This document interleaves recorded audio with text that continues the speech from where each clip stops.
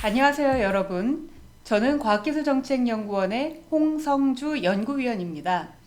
우리는 지금 과학기술 정책에 대해 알아보려고 합니다. 언뜻 봐도 어려워 보이지만 가능하면 쉽게 설명해 드리고자 합니다.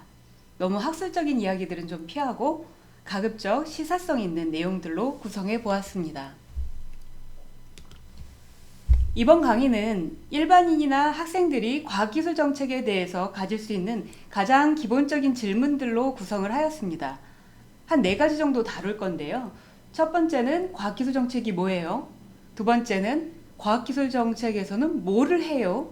세 번째는 과학기술 정책은 누가 해요? 네 번째는 과학기술 정책도 진로가 있나요? 이 4가지로 구성을 하고자 합니다. 일단 첫 번째, 과학기술 정책이 뭐예요? 이 내용을 살펴보겠습니다. 일단 정책이라는 말부터 봅시다. 여러분 뉴스를 보면 무슨 정책을 도입한다, 무슨 정책을 시행한다라는 표현이 자주 나올 거예요. 그런데 이런 표현을 누구나 하지는 않아요. 첫 번째 정의를 한번 봅시다. 정부가 하기로 선택하거나 하지 않기로 선택한 모든 것. 정책은 정부가 하는 거구나. 이 정의는 그런 내용을 알려줘요. 그런데 이런 설명이 뭔가 충분하지는 않은 것 같아요. 정책은 정부가 혼자 하는 건가? 정부가 무슨 신도 아니고 어떻게 좋은 정책을 알아서 잘 만들고 결정하고 심지어는 어떤 정책은 나쁘다고 폐기하기도 하지? 실제로 우리가 살다 보면 많은 사람들이 시위도 하고 공식적으로 제안도 하면서 정책에 영향을 미치는 사례를 보게 됩니다. 그래서 여러 학자들이 정책에 대해 이런저런 설명을 추가해 왔어요. 정책이란 그래요. 누군가 원해야 돼요. 그 누군가는 특정 집단, 일반 시민일 수도 있고 이해 당사자일 수도 있어요. 여러분들이 뉴스에 많이 보는 바와 같이 정책은 정치 지도자들이 많이 이끌죠. 심지어는 미래 세대일 수도 있어요. 미래 세대라는 말이 좀 생소하긴 한데요. 핀란드라는 나라에서는 의회에 미래세대위원회가 있다고 합니다. 아직 정치적으로 어떤 의사결정을 할 수 없는 세대를 대표하는 그런 정치적 집단이 있다는 얘기죠. 다음으로 정책이란 누군가가 원하는 목표나 변화들 중에서 정책적 대안으로 선택된 것을 가리켜요. 즉, 선택되지 않으면 정책이라고 말하기 어려워요. 설명이 길었지만 한마디로 말하면 정책은 사람들이 원하는 어떠한 목표나 변화를 만들기 위해 정부에서 선택한 대안과 실행하는 일들이구나 라고 요약하면 되겠습니다. 자, 정책을 이해하고 나면 과학기술 정책이라는 용어는 훨씬 이해하기가 쉬워집니다. 정부가 과학기술과 관련된 목표를 세우고 달성하기 위한 행위들을 과학기술 정책이라고 말할 수 있죠. 강사님은 쉽다고 하는데 그래도 어려워요 라고 생각하는 분들이 있을 것 같아요. 그건 정책이라는 말 속에 여러 가지 활동들을 담고 있기 때문이에요. 저요 여러 사람들이 손드는 그림 있죠? 제일 앞에. 자, 사람들이 무언가를 제안을 하고 있는데 이것을 의제, 아젠다 활동이라고 얘기를 해요. 의제를 만드는 활동이 바로 정책의 시작이라고 볼 수 있어요. 한번 예를 들어 볼까요? 요즘에 기업에서 인공지능 인재를 구한다고들 해요. 인공지능 때문에 산업이 급격하게 바뀌기 때문에 기업체 입장에서는 빠르게 인재들을 뽑아서 산업 변화에 대응하고 싶은 거죠. 근데 채용 공고를 내면 막상 지원자가 적어요. 그럼 국가적으로 뭔가 인공지능 인재가 부족하다는 얘기죠. 그래서 인공지능 인재를 육성해 주세요 라고 제안했다고 합시다. 자, 그럼 인공지능 인재를 육성합시다 하면은 인공지능 인재가 저절로 만들어지나요? 그건 아니죠. 이걸 하려면 여러 가지 일들을 해야 돼요. 향후에 인공지능 인재가 어느 산업에 몇 명이나 필요한지, 필요한 인재들은 어디서 교육해야 될지, 초등학교부터 교육해야 되는지, 대학교에서만 해도 되는지, 기존의 학과에서 할 수 있는지, 새롭게 학과를 만들어야 되는지, 또한 그렇게 인재를 육성하기 위해서는 돈은 얼마나 들어갈지, 몇 년 동안 이걸 해야 되지? 혹은 이런 일을 하기 위해서는 법이 새롭게 필요한가? 기존의 법들이 혹시 인공지능 인재 육성을 방해하지는 않는가? 이런 거와 같이 여러 가지 질문들을 던지고 그 질문들에 답을 하는 구체적인 계획들을 세워야 합니다. 그것을 두고 정책을 기획한다라고 합니다. 의제 다음에 기획이라는 개념이 있죠. 인공지능에 대해서 정책 기획이 이루어졌다면 이것을 할 것인가 말 것인가를 정부가 선택을 해야 돼요. 선택을 한 다음에는 그 선택을 하고 끝나는 게 아니라 그 선택에 책임을 져야 하는 거죠. 자원을 집어넣고 그 다음에 실행을 해야 합니다. 이를 두고 정책을 집행한다라는 표현을 씁니다. 다음으로 정책이 잘 진행이 되는지를 중간중간 살펴보고 정책 성과를 측정하기도 하는데요. 이를 정책 평가라고 합니다. 따라서 정책이란 의제 설정에서부터 시작해서 기획, 선택, 집행, 모니터링, 평가에 이르는 하나의 순환적인 사이클을 가지고 있습니다. 그래서 정책을 말할 때 다소 복잡하고 어렵게 느껴지는 것입니다. 너무 많나요? 자, 그럼 이를 더 압축적으로 이해해 봅시다. 아래 화살표에 3개의 화살표가 표현이 되어 있어요. Plan, Do, See. Plan, Do, See. 앞에 있는 여러 가지 용어들보다 훨씬 기억하기 쉽죠? 자, 이 개념을 가지고 정책의 과학기술 정책에서 무슨 일을 하는지 한번 살펴보도록 합시다. 정책의 첫 번째 활동은 플랜이죠. 우리말로는 기획 또는 계획이라고 합니다. 정책을 기획해서 문서로 제출될 때는 주로 무슨 계획이라고 표현해요. 무슨 5개년 계획, 무슨 진흥 계획, 무슨 기본 계획 등 과학기술 정책에는 다양한 계획들이 있습니다. 그 중에서 가장 중요하고 규범력이 높은 계획이 과학기술 기본계획입니다. 과학기술 기본계획은 국민과 과학기술계가 원하는 의제를 반영하고 과학기술 정책의 큰 방향을 제시합니다. 과학기술 기본계획은 국가와 과학기술 발전의 비전을 담고 있습니다. 표에는 노무현 정부부터 현재 문재인 정부에 이르기까지 각 정부가 입안한 과학기술 기본계획의 어떤 표지들이 나타나 있는데요. 노무현 정부 때는 과학기술 중심 사회라는 국가 비전이 제시가 됐고 우리나라를 과학기술 8대 강국으로 만들겠다라는 정책 목표가 설정되었네요. 이후에도 새로운 정권이 들어서는 초기에 과학기술 정책의 기본 틀을 제시하는 과학기술 기본계획이 수립되는 패턴을 보이죠. 과학기술 기본계획은 과학기술 기본법에 따라 정부가 5년마다 수립하고 시행해야 합니다. 이처럼 법에 의해 계획을 수립하고 집행해야 하는 정책을 법정계획이라고 합니다. 자, 플랜 이후의 활동을 볼까요? 자, 플랜 이후의 활동은 do입니다. 플랜 do C, 플랜 do C의 두 번째. do는 정책에서 실행 또는 집행이라고 부를 수 있는데요. 정부에서 정책을 실제로 구현하는 활동을 대체로 집행이라는 전문용어로 씁니다. 집행은 여러 자원과 사람이 투입되어야 이루어지는 일이에요. 아주 복잡한 퍼즐을 맞추기 위해 여러 사람이 협력해야 하는 그런 모양과 같죠. 앞에서 과학기술 강국이 되겠다라는 목표를 세웠다면 어떻게 해야 되죠? 우수한 과학기술자들이 좋은 연구를 많이 해야 되겠죠. 그러려면 우수한 인재를 발굴하고 연구활동을 지원하는 방법, 즉 수단이 있어야 합니다. 만약에 여러분이 공부 잘해야지 라고 목표를 세우고 계획서를 썼어요. 그럼 그걸로 끝인가요? 아니죠. 좋은 선생님을 만나야 되고 본인한테 딱 맞는 교재도 있어야 되고 뿐만 아니라 공부에 집중할 수 있는 환경도 필요하고 부모님의 지원도 필요해요. 여러 요건이 필요하잖아요. 마찬가지로 과학기술 계획을 세웠다면 이를 실행할 여러 수단이 필요해요. 그것을 정책 수단이라고 합니다. 정책 수단 중에 정부 예산이 투입되는 수단을 주로 정부 사업이라고 표현합니다. 국책사업, 공공연구사업, 연구개발사업 등의 용어를 여러분들이 뉴스나 이런 데서 들어본 적이 있을 거예요. 정책을 집행하는 수단을 사업이라고 표현하는 것이죠. 예컨대 여기 이 표에서 예를 든 기초연구사업은 기초연구진흥 정책을 수행하기 위한 수단이다 라고 보면 됩니다.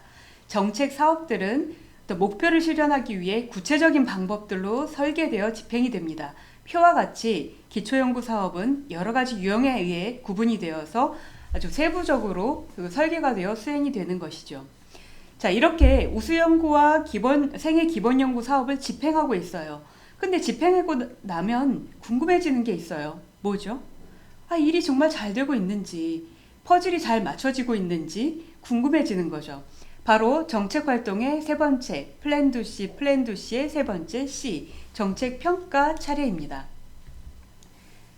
정책 사업에서 설계한 방법과 절차에 따라 사업이 제대로 이행되고 있는지 조사하고 분석해서 살펴보는 활동을 모니터링이라고 해요. 예를 들어 연구자에게 연구비를 지원한 결과로서 특허나 논문은 어느 정도 나오고 있는지 측정하는 활동이 모니터링의 한 사례겠죠. 또한 모든 정부 사업은 정해진 기간 동안 수행해야 하기 때문에 그 기간의 중간과 마무리 시점에서 공식적인 평가를 진행합니다. 그 사업 목표를 달성했는지 아닌지를 측정해서 사업의 완성도를 보는 거죠. 사업 결과가 우수하면 상을 주기도 하고요. 사업이 제대로 진행되지 않는다면 중간평가에서 탈락이 되기도 합니다. 자, 이제 과학기술 정책이 플랜2C 단계에서 진행되는 대강의 사이클을 훑어봤어요. 대충 봤는데도 이런 일들을 하려면 사람들이 꽤 필요해 보여요. 그쵸? 그렇다면 이런 일들은 누가 하게 될까요? 자, 과학기술 정책을 실제로 누가 하고 있는지를 지금부터 살펴보고자 합니다. 우리가 지금까지 봐왔던 정책의 플랜2C를 동그란 그림으로 표현을 해봤어요. 그림을 보시면 파워포인트 안쪽에 플랜2C의 그 원이 돌아가고 있는 게 보여요. 그거를 바깥쪽으로 네 가지의 어떤 개념으로 표현을 해봤는데요. 맨 위에가 의제 설정, 그 다음에 정책 형성과 결정 선택, 그 다음에 정책 집행, 모니터링과 평가 이렇게 표현되어 있습니다. 앞에서도 설명했듯이 의제 설정이 바로 정책의 시작이에요. 의제 설정이 이루어지는 시기에는 참여가 많이 일어나기 때문에 많은 분들이 의제를 설정하는 단계에서 나는 정책을 했다라고 생각하는 분들이 있어요. 하지만 앞에서도 말씀드렸듯이 정책은 정부가 하는 거고 의제는 정책으로 채택되기 전에 선행 단계에서 일어나는 활동이다라고 보는 것이 더 타당합니다. 자, 의제를 설정하는 과정이 굉장히 중요하죠. 이 과정에는 누구나 참여할 수 있습니다. 과학기술 의제에 대해서는 과학기술에 관심이 많은 시민이나 과학기술자들의 참여도가 굉장히 높은 편입니다. 또한 과학기술이 국가 발전에 중요하다라고 생각하는 정치 지도자들도 과학기술 의제를 선도하는 그룹 중에 하나입니다. 물론 과학기술 정책에서는 과학기술자들의 의제가 중요한 역할을 합니다. 예를 들어 최근 몇 년 동안에는 연구 자율성 강화, 기초연구 확대 등 과학기술자들이 제안했던 의제들이 정부 정책으로 반영되어 오고 있습니다. 이때 잠깐 짚고 넘어갈 게 있는데요. 정부가 정책을 집행한다고 할 때 정부는 대체로 행정부를 의미합니다. 하지만 정책을 선택하고 결정하는 과정에서는 행정부보다는 넓은 의미에서의 정부 개념을 쓰는데요. 특히 입법부인 국회의 역할이 중요해집니다. 정책 관점에서 보자면 국회는 크게 세 가지 차원에서 행정부의 중요한 파트너이자 견제자라고 볼 수 있습니다. 하나는 정책의 합법적 근거를 만드는 법제화 기능. 최근에 연구개발혁신특별법이 국회에서 만들어 제정이 되었습니다. 둘째는 정책 수단과 자원 투입을 결정하는 예산 심의 기능입니다. 국회에서 이 돈을 쓰도록 허락을 해줘야 그 정책 사업을 집행을 할 수가 있는 거죠. 셋째는 정책의 집행에 대해 감시하는 국정감사 기능입니다.